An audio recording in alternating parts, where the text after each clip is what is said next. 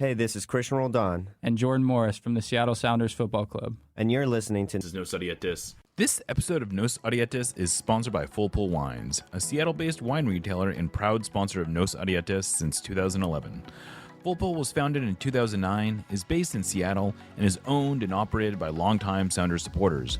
They offer the best boutique wines of the world to members of their mailing list, with special focus on their home, the Pacific Northwest. Here we go. Come on! Hey, O'Shan! Let's go! A sideline fry! The Seattle Sounders have done it!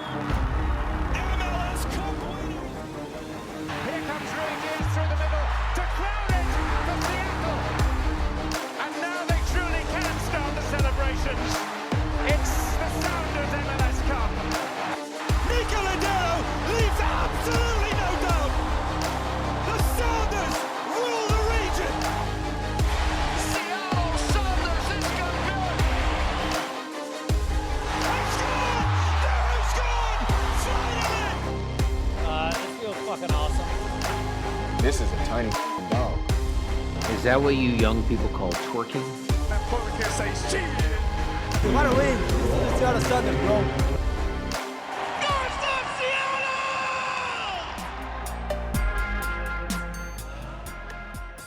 Welcome to another episode of Nos Odietis, sponsored by Full Pull Wines and our subscribers. We're recording on Thursday, June 20th, 2024. I am your host, Jeremiah O'Shan. Joining me today is my co-host, Aaron Campo, and our engineer, Lickett. When we last talked, the Sounders had just lost to Sporting Kansas City, and we were openly wondering if it was time to admit that they just might be a bad team. You'll have to pardon the whiplash, but 2 games later, we think that was probably an unfair conclusion and are now wondering the opposite.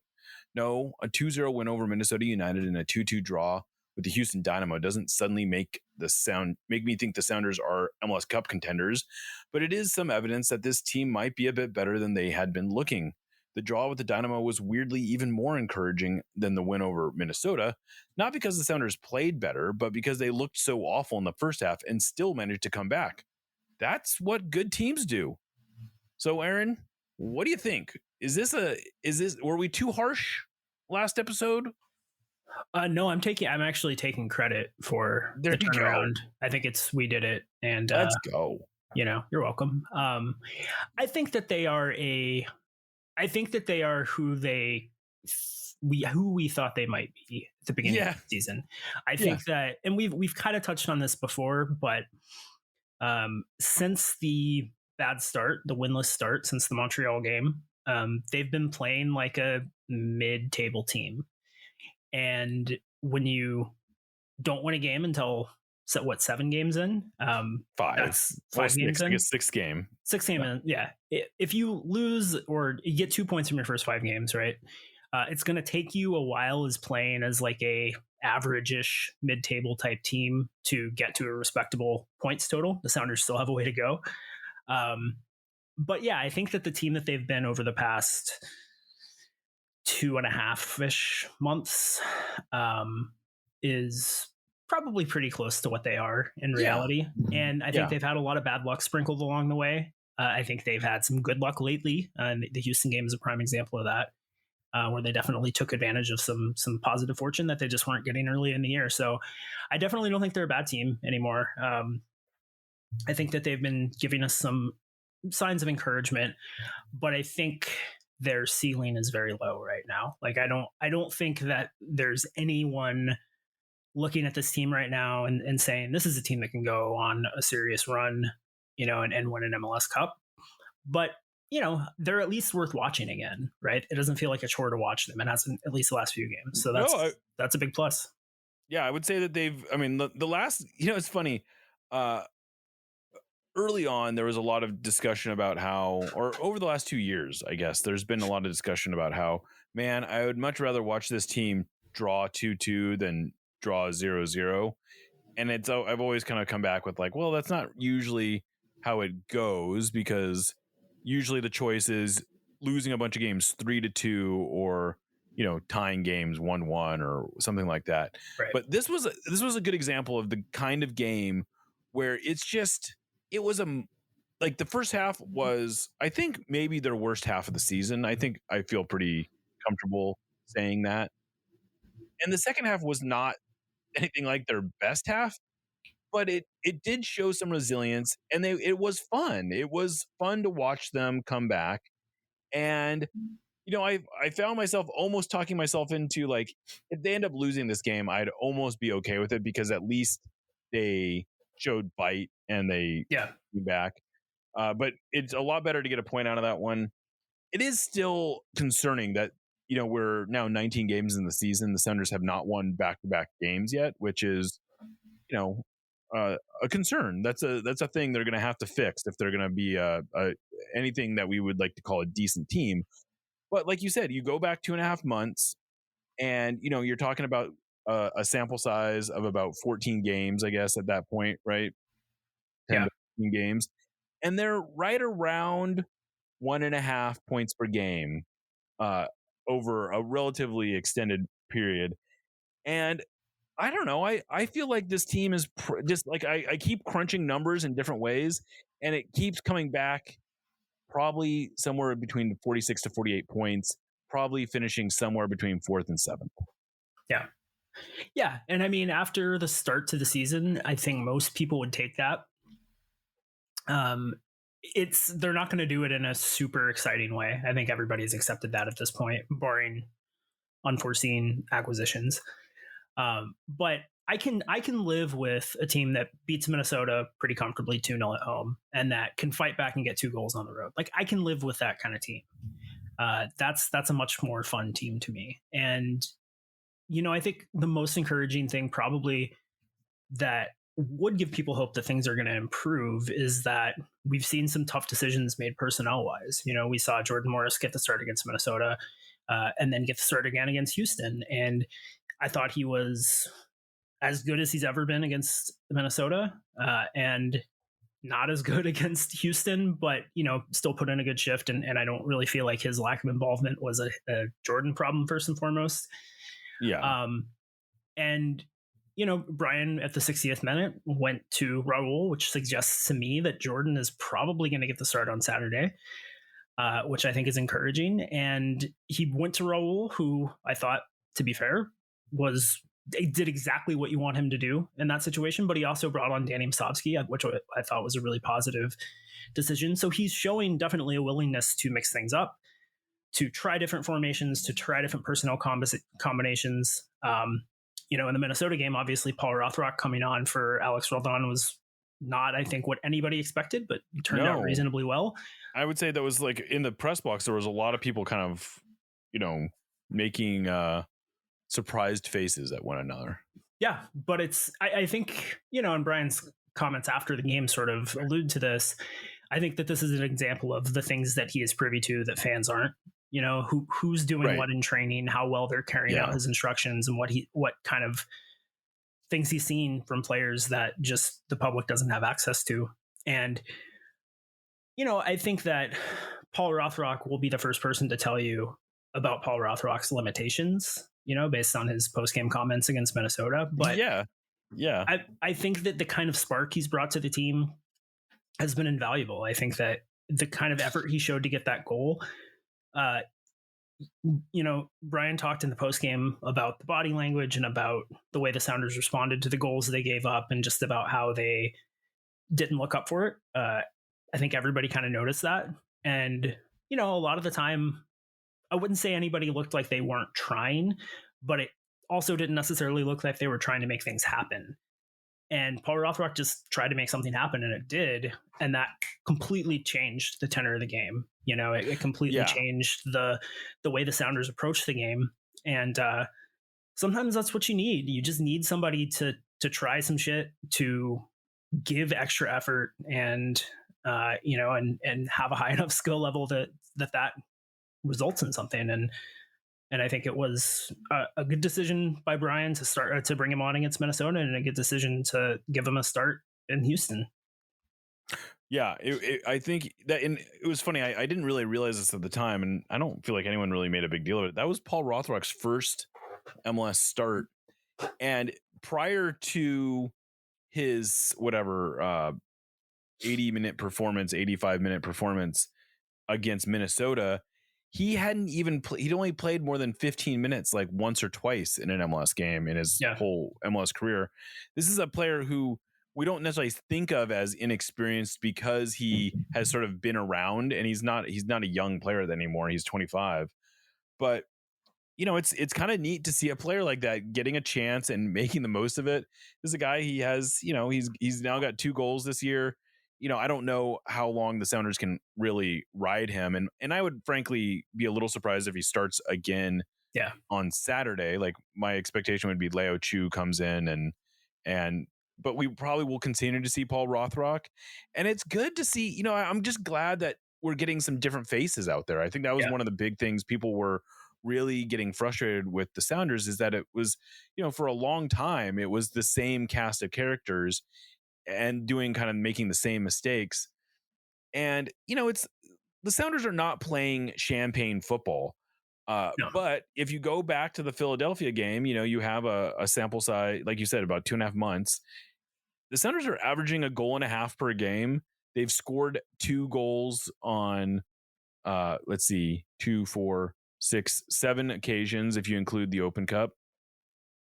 It's not like they are playing they're not playing this like free-flowing, expansive soccer, but they are finding ways to score. At least they're finding ways to be competitive. They're finding ways to put on a little bit of a show. And I don't know, like, call me guilty of lowering my expectations, but based on how this season has looked at times, I'll take that. Now that can't be the end game. This team has to get better. Like, the whole point of this is to contend for trophies. And while I do think they are perfectly capable of winning the US Open Cup at this point, we're not setting that as a mission accomplished type of bar, I don't think. And they do need something on the upside. They need to bring in something on the upside. That might be Pedro de la Vega, who I feel reasonably confident in saying there's a chance he'll play against Chicago. I don't think he'll play against Dallas. But, if you start adding pieces like that, and you could see this team getting better. Yeah, absolutely. I think that the biggest problem the team has had for 18 months-ish now is scoring goals. Yeah. And I think that Raul has been a big part of that this year. I feel extremely confident that Jordan Morris is going to score more run of play goals than Raul is scoring if he keeps getting started at the 9. 2 more than him already. Yeah. And so I think he's gonna contribute. I know that there are a lot of people who don't think that he's good enough to be the 9 on a MLS Cup contending team, or a team that's serious about the Club World Cup. Goodness. Yeah. But I disagree with that, but I don't think it's a crazy opinion. But I do think that it's clear that you want this team to have more offensive firepower. But then I think if you have somebody who can create on a regular basis, Albert Rusnak, man, it's frustrating for me because I like him so much as a player.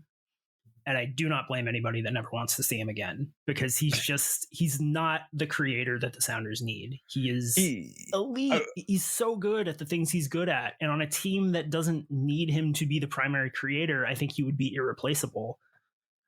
But they need that from him, and he's just not going to give it to him. Yeah, it's funny because he has started to produce more lately. Like, he's got a goal and 3 assists in the last 5 games. 3 of those assists and 1 of those goals are from, or 2 of the assists and 1 of the goals are from free kicks. Right. Which, to be fair, not to interrupt, but to be fair, has been a huge problem for the Sounders this year. So yeah, I'm not lifting that gift horse in the mouth. If the Sounders can suddenly become a effective set piece team, I have no problem with that. Like, I am not one of these guys who's gonna say like set pieces don't count or whatever the Caleb Porter thing was a few years ago. But he's not producing a lot of danger from open play. And he did have one really nice, he's had a couple moments. He'll have moments here and there. And he had the assist to Morris against St. Louis. But And then he had a nice combination with Morris against Minnesota. He did, but he's just not involved. He's not involved enough. He needs to be more involved, I guess is what I'm saying. He needs to be like, I don't think he's ever going to be a 80 to 100 touch player. That's not really his game, but he needs to find a way to be more of a creator than he has been. Yeah, there was one moment, and I don't even remember when in the game it was. I think it was reasonably early. I don't think Houston had scored yet, but there was a break, and I think it just came from high pressure. Jordan, I think, won a tackle. I just really remember the last couple seconds of the move. Sounders had a 3-on-2. Rusnak has the ball in a ton of space. Jordan is making a run through the center. Rothrock is sort of trailing. The very obvious pass is to Jordan, and he has a pretty good angle at it, and I think you just have to trust. I know the play you're talking about now. Yeah. And instead he decides to try to be just too clever by half and cut it back to Rothrock, who wasn't any more open than Jordan. Much tougher pass, and is also Paul Rothrock and not Jordan Morris. No offense, Paul. Yeah. And I just feel like there are so many of those situations where it's like he's half the time he's scared to make the line breaking aggressive pass, and half the time he's trying to be too cute in those situations. Yeah. And it's frustrating, man. And I like him so much as a player, but without a primary creator, he just is not he's not helpful. Well, he's not helpful enough. He's not as helpful as I think he is, I'm with you. I think he's a useful player. He does a lot of things well, but one of the things he doesn't do a lot of is he's not a string puller, He's not. And last year he did a really good job of being sort of a second runner. Yeah. And he got himself into some good positions to score some goals late in the season. We haven't really seen that from him this year. Like, he just hasn't been dangerous from either as a creator or as a finisher from open play this year. And I'm not quite ready to give up on him because I think he's still by far the Sounders' best option, but hard to imagine that the Sounders are going to want to move forward with him as a primary playmaker next year. Yeah. I have no problem with him as a DP on a team that has a primary playmaker and that has at least 2 reasonably effective goal scoring threats, which is kind of what he's been historically on this team, right? Without those things, it's not worth it. And you can be an extremely good team with Rusnak as a DP, but you don't need a player like him to be an extremely good team. Yeah, I'd say that's a fair way of putting it. Now, one of the things that we're sort of alluding to is what we think is going to happen in the summer. And as we sit here right now, and I sort of talked about this a little bit on the podcast I did with Mark earlier in the week, but we may as well get into a little bit more now because I've been able to get a little bit more information. I'm not getting any indication that the Sounders are going to be making a big move. They might do some. I suspect they'll do something, and they might even figure out how to get like a TAM, like a light TAM level player into the team. But right now, it doesn't sound like there's much budget to make a big move, like a real, sort of game-changing move, and that's frustrating. Because it feels like this is the window where you want to open it up because you don't want to leave it until, like we saw with Pedro de la Vega this last offseason. The Sounders had that deal all buttoned up essentially at the end of the season. And yet it took months to finally get it across the finish line. And I don't know how much that ultimately impacted his fitness and all of that, but it didn't help. Yeah. And even in a best case scenario, I suppose he would have been ready for he did play in the season opener, but you just don't want to chance it like that if you don't have to. And the Sounders don't have, they're going to need every training session possible with whatever new players they bring in. And I just don't understand why they can't find a way to do it now. I mean, I'm still operating under the assumption that they're going to make some moves in the winter to bolster this. Like, they're going to have 2 open DP spots. They better do something big in the winter. But I just don't see, if you have the ability to push the time frame up, why not do it? I mean, I understand there's some pain involved in buying out a Raul Ruidiaz, but it seems like that's the pragmatic call, right? You just bite the bullet, you spend the money now to buy him out, and if you're going to go out and buy a DP9 anyway, get him in now. Yeah, I definitely think they need to make one big move this season in the summer window. Yeah, and to be a real contender. Yeah, and I don't see it happening. I'm with you. I really feel like we would, unless they are really trying to keep something quiet. Really, and really quiet. And it really just seems like the idea is, look, like, this is the team we've got. We'll try to make something happen within the framework of what we have. Right. And that's just not good enough from ownership. It's just not. I think if Raul had 7 run of play goals and he had been reasonably effective in other phases of the game, fine. Like, it's frustrating, but it's like, I understand why you can't really justify buying a player that's performing like that out, right? But that's not what's happened. He's been actively bad in most phases of the game. He hasn't scored since the Portland game. Most of his goals are penalties. It's just not good enough. And trying to integrate 2 players who, if they even sign 2 DPs, which I don't know that they will, right? But I think it's safe to assume they'll sign a DP and at least a high TAM player, or like a player you expect to be written in pen, right? It would be really nice to get one of those guys integrated in the team. You know, they're going to be key players in the team. And I mean, the Club World Cup starts in, remind me, in what? It starts next, like in a year, essentially, a year from now. It's not like the last time when it's functionally preseason, right? Which is a little bit of a benefit. Even if they sign somebody this off season, they'll have a little time to get integrated. But then, are you punting the first half of the season again? Right. Because you can't get. It's just. No, I don't understand it.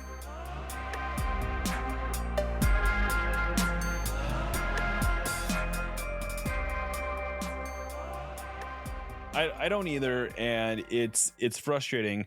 The other thing I've heard is essentially what the Sounders have, call it $500,000 of open cap space right now. Yeah. So that allows them to go do something, but anything that they do essentially has to be accounted for with outgoing players. So if they want to add more play, if they want to do more than what they have, with that space, they got to figure out a way to move guys, and they're not going to move like the kind of players they would have to move are all players who are reasonably integrated into the team. There's not like another Javier Arriaga who's just sitting there kind of waiting to have his contract terminated. I suppose you could argue Nathan is in there, but they need they can't just lose another center back. That's a player they need. So they're not going to move anyone unless they have their sort of replacement already lined up, and they can't really finalize any financial deals until they have the money. Yeah. So they know how much money they have. So it puts them in this odd situation where they're sort of stuck in this limbo of trying, I would think at some point the pragmatic part of this will go and just go get whatever you can get for the money that you have available. Right. But that's probably not a starter. I mean, that's just the reality. Like this, and really the thing that this team has been missing, and I think we've said this on the show before, is that I still look at this roster and I like it from, down into the 20s, right? Like I think you can put a really solid game day roster together even with missing a few pieces. But what they're missing is that top end game changing force amplifier, whatever term you want to use, they don't have that player at the top of the roster right now. They've got a bunch of guys who are pretty, like Albert Rusnak is one of these guys, Jordan Morris, even a Christian Roldan, João Paulo. You can go down the list, and there's a lot of players who you put the right guy with them, and you could see them really blowing up or being really useful. But they need a player who's a bona fide starter who's going to lift the level of the team, and they probably aren't going to be able to do that with the budget they currently have available. Yeah, I think if you add 2018 Nico Ladero and Raul Ruidiaz to this team, they're the best team in the league potentially. Yeah, potentially, yeah. Like and that is, I think that's the thing that has just really crystallized as the year has gone on for me, is that it's not a problem with a lot of the roster construction, and it's why I get so frustrated when people blame all of this. Broken rostered. Yeah, talk about a broken roster and talk about how this is all to be pinned on Craig Weibel or whatever, when it's just like, it seems pretty clear that the issue is that there is not budget available to bring in marquee players. Right. For whatever reason. For whatever reason. Right, exactly. I guarantee you, if it was up to Craig Weibel, he would be spending money. Like, yeah. I don't think he is looking at the roster, regardless of what he might say on the record. I don't think he looks at this roster and says, nope, it's good as is. Yep. Yeah. And so, yeah, I don't necessarily put it all on him. I think you can argue that he should be making the most of what he has. And I think you can argue that if he knew he had limited budget, then they haven't been aggressive enough in turning over what they had. I think those are all valid criticisms. But I think you're still dealing with the same base level of talent, and what they need is someone who's going to raise that, who's going to sort of raise the ceiling. And I know it's been demonstrated over and over again that MLS is not a league where you have really any real correlation between spending and performance. But that doesn't mean not spending money is not an end, is not a method. Yeah. That's like when you're just literally not spending money, that's just stasis. That's just getting stale. That is not improving. Right. And so you have to spend some money to get better. And that doesn't mean you have to be the top spending team. It doesn't even mean you have to keep up with what Dallas is doing or Austin is doing or Houston is doing or whatever these teams that are traditionally lower spending teams but have been raising the bar for what they're spending. But the point is, you got to spend something. Yeah. And right now there doesn't seem to be a ability to go and do that. And that's what's frustrating. Yeah, I think that if the money that the Sounders spent on Nico Ladero last year and spent on Raul Ruidiaz last year and this year had been going to players contributing at a level that justified their salary, this wouldn't be a problem. It's not necessarily an issue of the dollar amount is not enough. It is that the money you were spending on the players you have isn't good enough, and to get new ones you have to spend more money. And and I understand that there's not a correlation between spending and money in MLS, and I think that there are a lot of reasons for that, and you can kind of identify what the outliers might be, right? You've got teams like Chicago that spend a ton of money badly. You've got teams like Toronto that spend a ton of money badly. You've got really smart teams that are really good with the cap, and the Sounders have historically been one of those teams, not the biggest spenders, but towards the top and also smart in giving themselves advantages in other ways. You don't have to spend a ton of money on transfers anywhere in the world to be a good team. Right. But you do have to spend money on wages and all that stuff. When you have to be willing to spend new money, whatever. Yes. It doesn't mean just because Chelsea went and spent $100 million on a player doesn't mean you have to go spend $100 million on a player to be competitive, but it probably means you have to improve your roster. Yeah, for sure. Yeah. I mean, not to talk about Aston Villa again on here, but I think that they're a good example here where they've spent a ton of money over the past 5 or 6 years, and they're not as good as teams that have spent less money, like Liverpool, for example, or Arsenal. They've spent more money than both of those teams. They also had to go from the Championship to the Champions League over the course of that period of time. So you have to, when you need to improve, you've got to spend money. Right. And their wage spend isn't going to be as high as a lot of teams, right? Like when everything settles from that initial investment, they'll be right back to where you would expect them to be. And yeah, I think the Sounders are probably, to get where they need to get to be as competitive as people need them to be, there's probably going to be some initial spend that bumps them right back up the spend rankings for a couple of years, and then they'll come back down. But the key thing is they have to spend money on good players. Right. And there's no shame in, like what they did with Nico Ladero and Raul Ruiz, where you sign them and then you play through their contract and you don't, like, I wasn't so worried about the Sounders' lack of spending through 2022. It was only last year where it started to become, okay, what are we doing here? Because you now have players who are clearly on the downside of their career. Why are we still spending money on these players when they're not producing at the level you need them to be producing at? Right. Like, I was totally fine with going out and spending free agent money on Albert Rusnak, and you're saving yourself a transfer fee. Hey, that's smart, right? Right. But then to, not, it's just like there's a smart ways to spend money and there's dumb ways to spend money. And it's not so much how much you spend, it's how you spend. These are pretty well established things. And I think sometimes we get caught up in the debate over, well, are the Sounders spending enough? Yeah. And that's sort of missing the point. It's not that are they spending enough? It's like, are they spending it in the right way? And right now it doesn't look like they're just willing to spend anything, any new money right now. And I think it's unfortunate, because this is a legitimate window to try and win something. I think the West looks really open this year, and heck, the East in some ways is not as, not quite as formidable or impossible to beat as it looked at the start of the season. Cincinnati is maybe going to be missing Matt Miyazaga for the rest of the year. Miami definitely has some struggles. Who knows how healthy they stay? We're getting ahead of ourselves, but the point is, like, the Sounders can become a MLS Cup contender without having to spend a whole lot of money.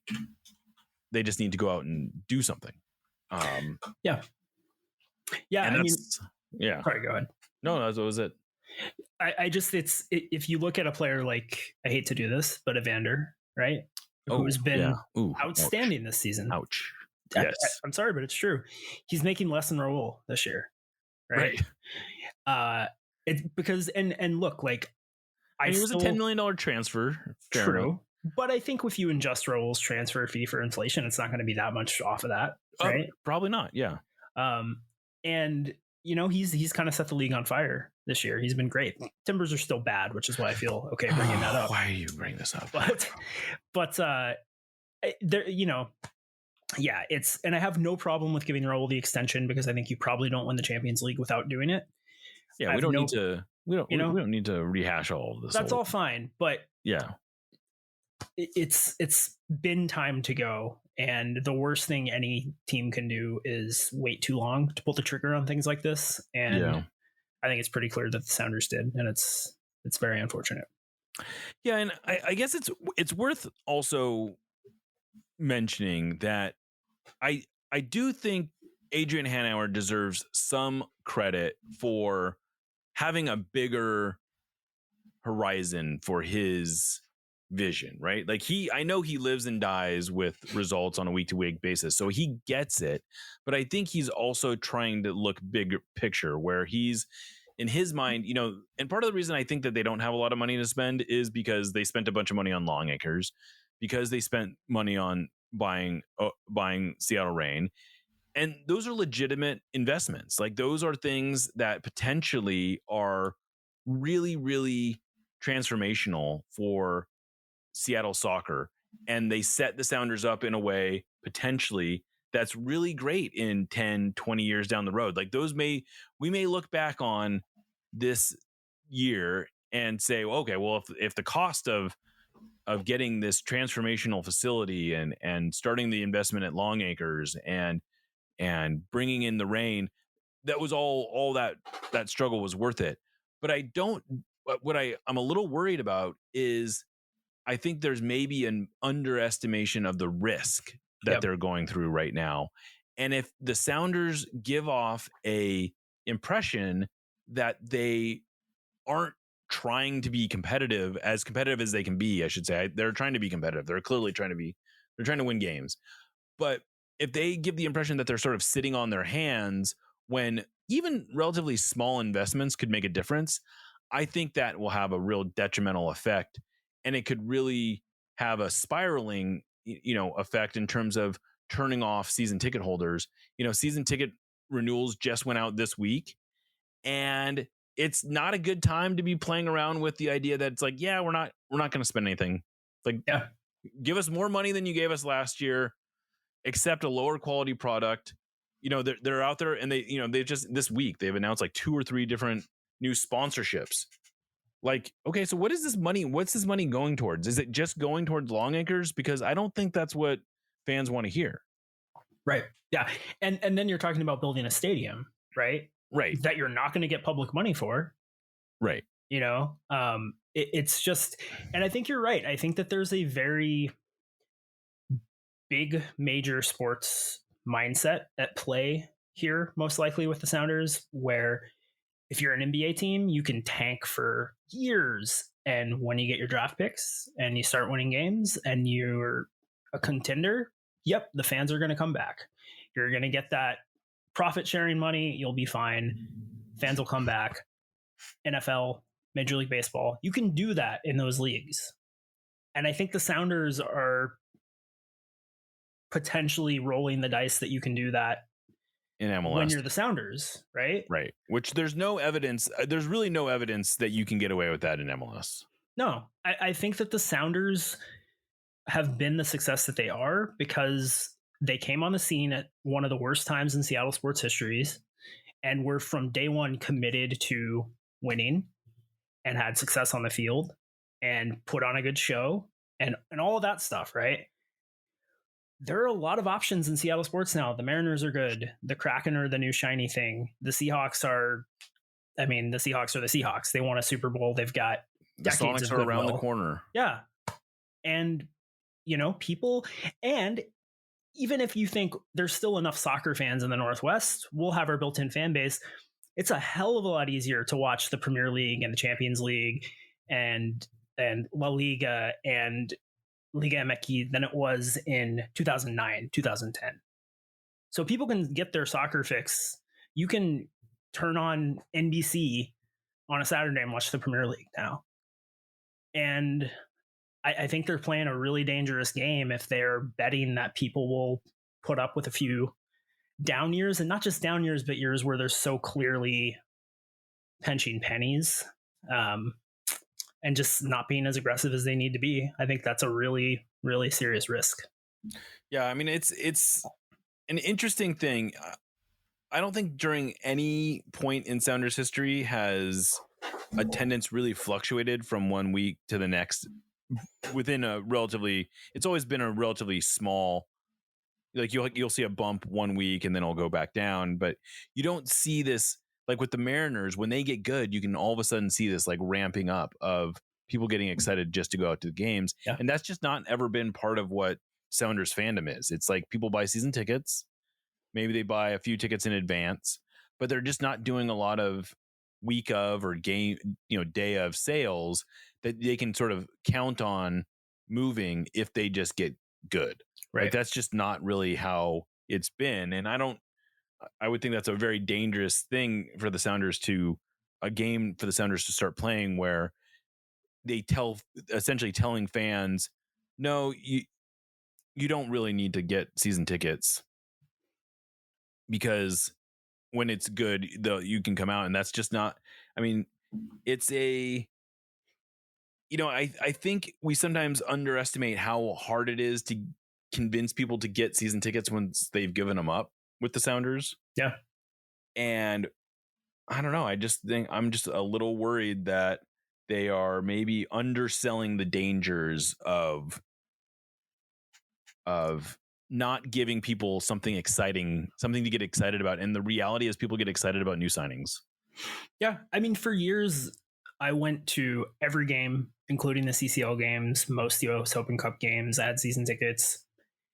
And once you get out of the habit of going to every game, for me at least, the desire has not been there to do it again, to go back to that.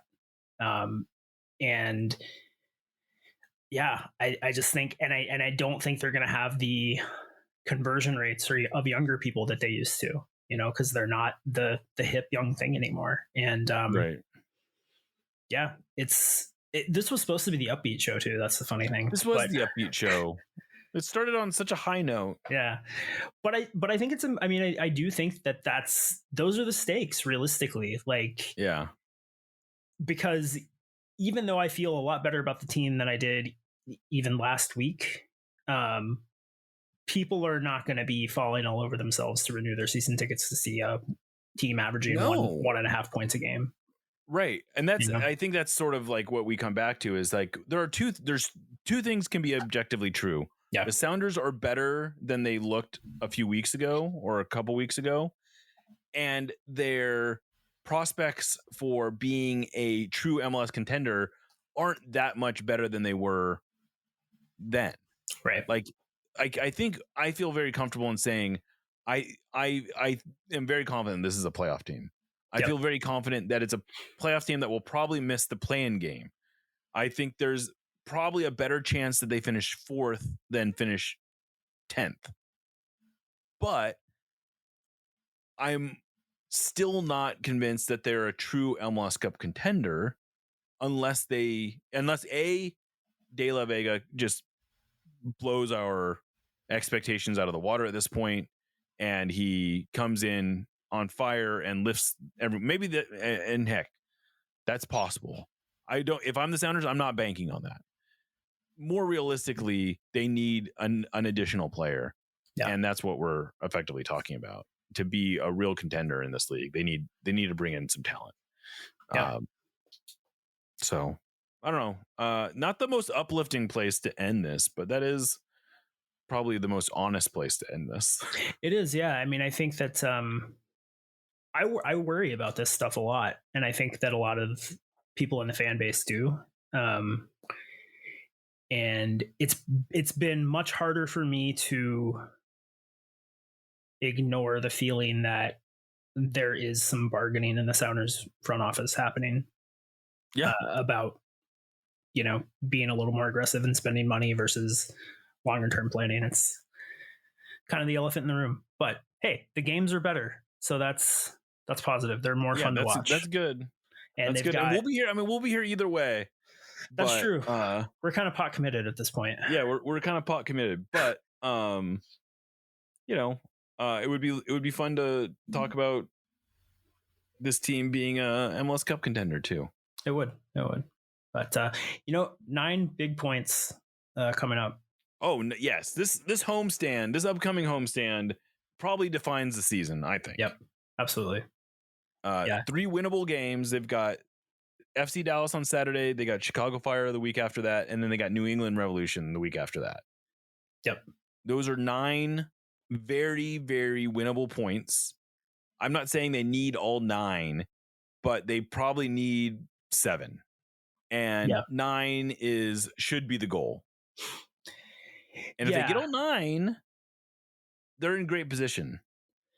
If they need 9 points to me to feel like they good. If they get 7, my perception of where they are doesn't change from where I'm at now, but I guess it depends on how they get those 7, I'll say. I guess. Yeah, those are bad teams though, man.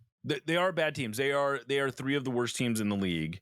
Yeah. And the Sounders have oftentimes played down to their opponent. Yep. Which is not a good sign. But if they want to be a good team, if they want it to be called a good team, they want us to believe they're a good team. This is the lowest bar. You got to beat the bad teams. Yeah. Especially at home. Yeah. And I think that the Dallas game is just going to be a huge vibe check because Dallas came off a nice win. Yeah. They have not won a game away all season. The only team left in I the did not know league. that. They have 3 points on the road all season. Okay. And Pretty bad. Pretty bad, yeah. Good home team. They're sort of like the opposite of the Sounders. Pretty good home team, just putrid on the road. Not the worst team that they're going to play in this run, but a team that they have just got to feel like they need to beat. And so I think how that game goes is going to be a good barometer for, how people are going to be feeling for the rest of the homestand. Yeah, well, let's hope they get started right, because they owe home fans some wins. Yeah, they've got quite a few of those IOUs floating around. Yeah, that's for sure. All right, well, that's a good place, I think, to put a pin in this one. Thank you to all our subscribers for making this all work. I guess we should do a little bit of a quick programming note. We decided we're not going to do the mailbag every week, at least until things get more interesting. So we're just going to kind of plan on doing them more like every month and see how that goes. Also, Lobbing Scorchers, which you've hopefully listened to. It's the newest offering of the Sounder at Heart podcast network. Ari and Noah doing great work there. They also do kind of a mailbag segment with most of their shows. So we're kind of letting them take those weekly questions, and we'll sort of save ours up for bigger picture things.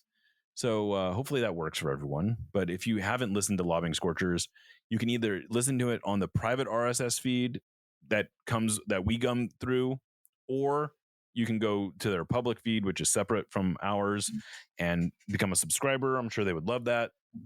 But it's been great having them and having another podcast that's actually a little bit more immediately after the game. So people get that fix as well. And we're going to try to sort of take a bigger picture view of things. So hopefully these are complementary pieces. But all that said, Aaron, it's been wonderful hanging out with you. Thank you to Lick It for producing this show. Thank you to Full Pull Wines for sponsoring. I am Jeremiah Shan, signing off for Nos Audietis. Remember, you'll never get alone.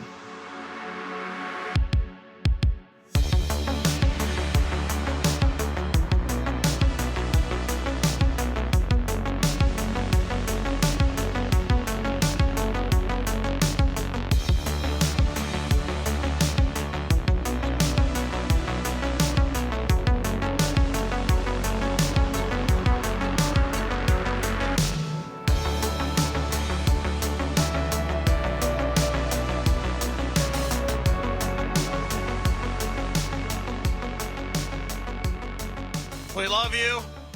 Let's win another one.